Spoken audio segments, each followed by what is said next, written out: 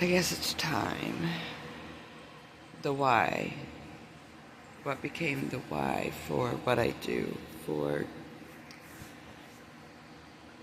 the before, and this is the day that began the after. The 17th of February 2012.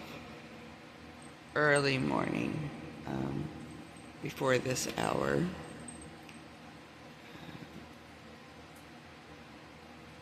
I was sleeping with my sons,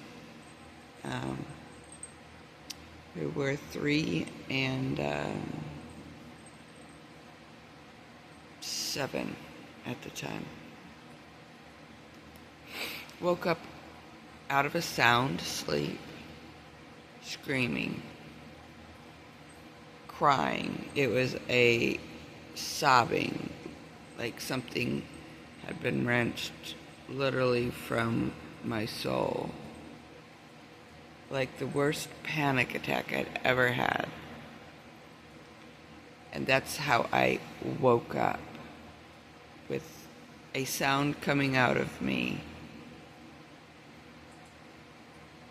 and crying, keening, a grief sound, a terror sound. And sat up straight in bed. It was dark around, And I was shaking uncontrollably and hurt. I was the greatest anxiety attack I'd ever had, filled with terror and fear and pain and grief, crying out. And I was shaking. Gratefully, I hadn't woken up the boys, and I didn't know what, and I was no stranger to panic attacks or anything like that, even night terrors, night panic attacks, but nothing like that. It was like I was standing on the edge of a deep chasm, dark valley, and I'd almost falling in. I was teetering, like being hung over the edge. It was a horrible feeling. And I picked up my youngest, and I just held him real tight, and just said, "Oh, okay." It was. I didn't know. And I felt like something just said, just go back to sleep for a few hours. And the impression was I wasn't going to sleep again for days. It was a weird, bizarre feeling, but I felt this pain and fear and a dark hole in my chest, like something had been ripped out of the inside of me. And I just okay, and I just pulled my youngest son really close, and it took a little while to calm down. And I said, wow, okay, no idea what that was. And it just felt like I needed to sleep. That was the impression I got, because that's the thought that went through my head, because I might not be sleeping again for a while or something. It was a very, very bizarre experience. And it turns out, years later, as we did a timeline, as I did a timeline, hours, backtracking and everything, turned out to be right about the time that my oldest daughter's soul left her body. It's on the 17th of February, 2012. My oldest daughter was murdered in a revenge plot. It was planned, it was thought out, and it was executed.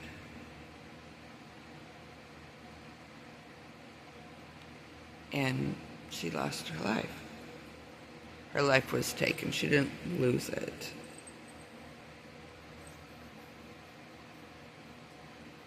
She believed in Jesus. He had become her savior, the light of her life. And this is being recorded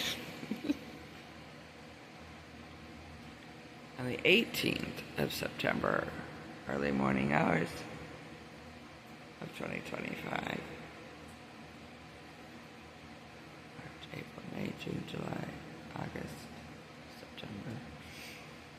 3 years, 13 years and 7 months, and 1 day later.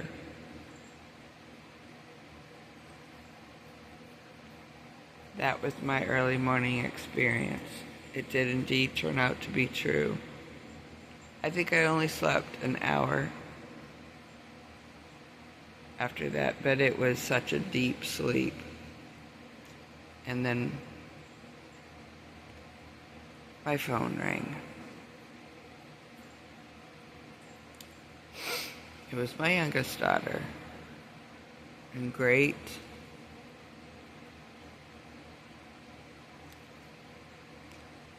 panic.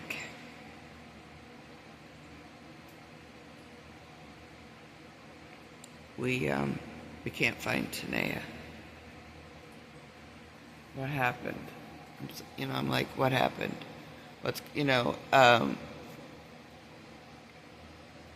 She's panicked, she's crying. She tells me we're on the road, we're trying to find her.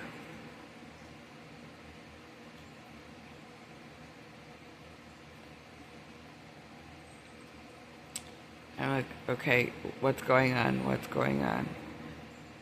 They were in the Maryland side of D.C. She's like, Mom, I don't know.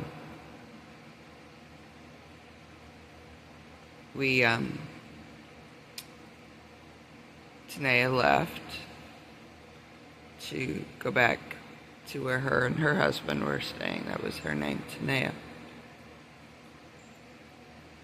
And we got a call from her that says, help, basically help me.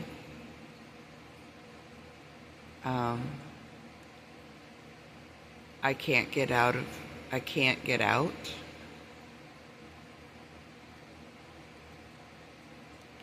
I'm not sure where I am. Where are you? My other daughter's saying to her, where are you? I don't know. Follow the map. Or something like that.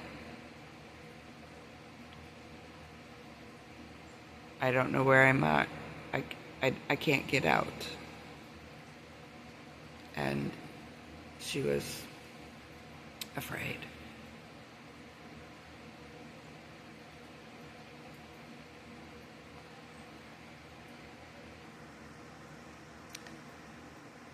So when my youngest daughter called and couldn't find her.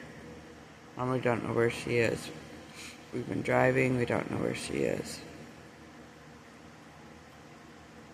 I'm like, what happened? We don't know, Mom. We don't know. We just don't know where she is. She is panicked, trying to find her sister. Because, of course, her sister said Just come find me.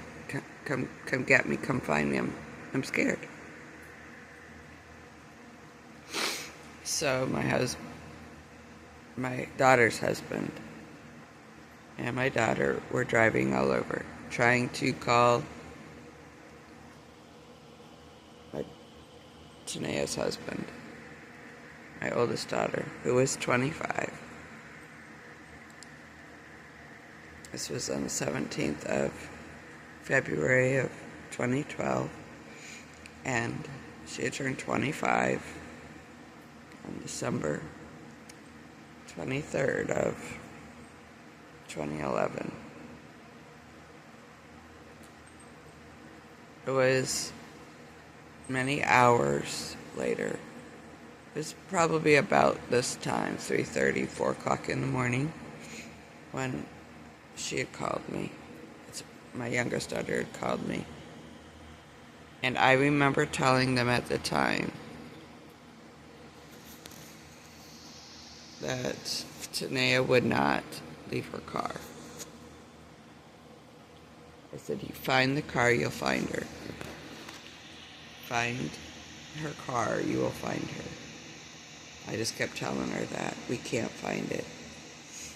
Now, DC, lots of roads, lots of belt loops, you know, DC is DC. Well, come to find out that was certain parts were foggy or rainy or whatever. Calling everybody that they knew, calling the police, checking with the police. She called hospitals.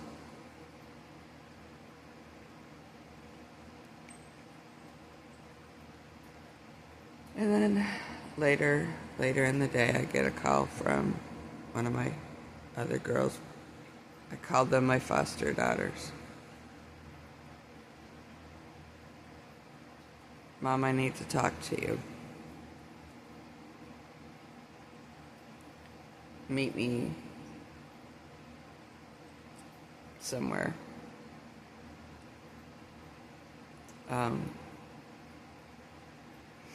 I don't remember at this exact moment how.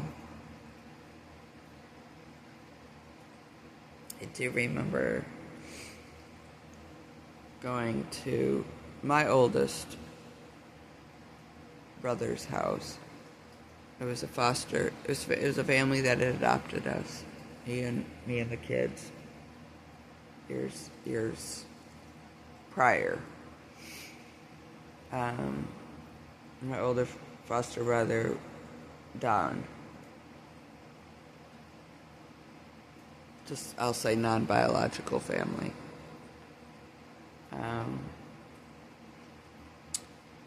And it was like, just go get Don and meet me here. It was Tanea's best friend. Her name was Oscar. And I don't know where the boys were. I honestly don't know where the boys were.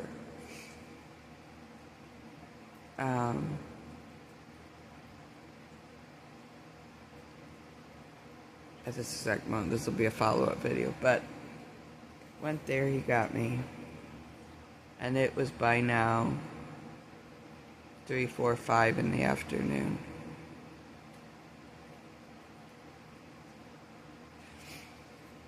And we drove her into town to a parking lot.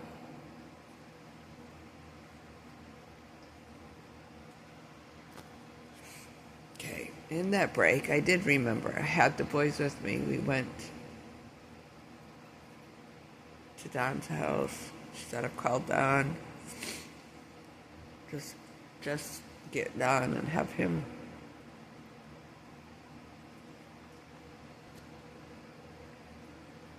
bring you. So that's what we did. I had the boys.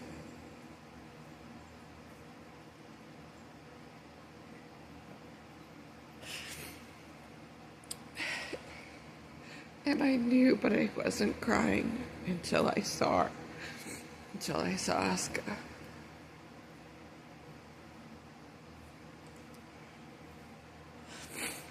And she got out of the car, and I got out of the car.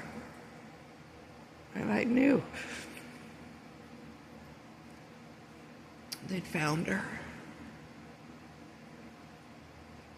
And that she was no longer alive. Because you know. They didn't know any details. And Oscar says, I got the boys. You need to go. You need to go to D.C. because Shem needs you.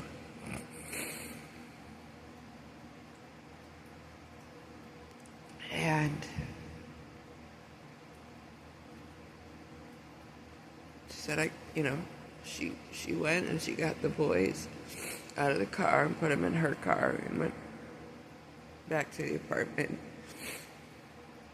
And they'd already told Don. And I got in the car.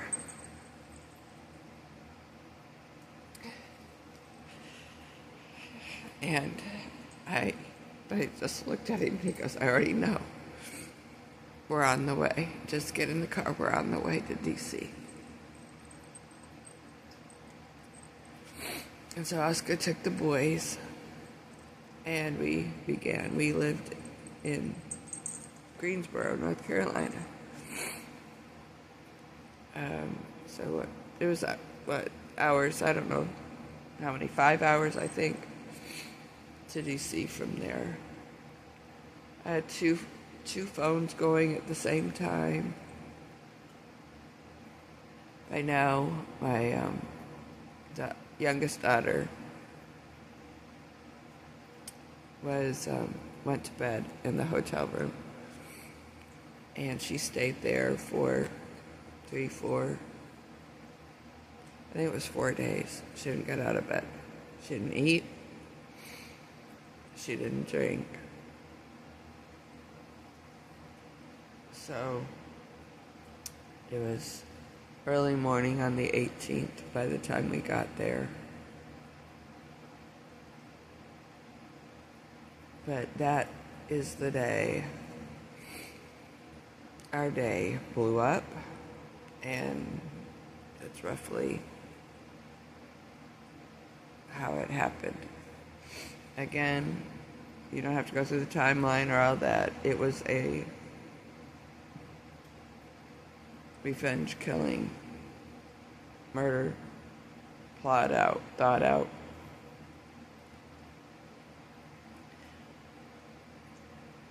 We found out years and years and years later it was intended for Tanea's husband. So it's insinuated, we believe. The person responsible was my daughter's father. He never received earthly justice. He was never caught or prosecuted.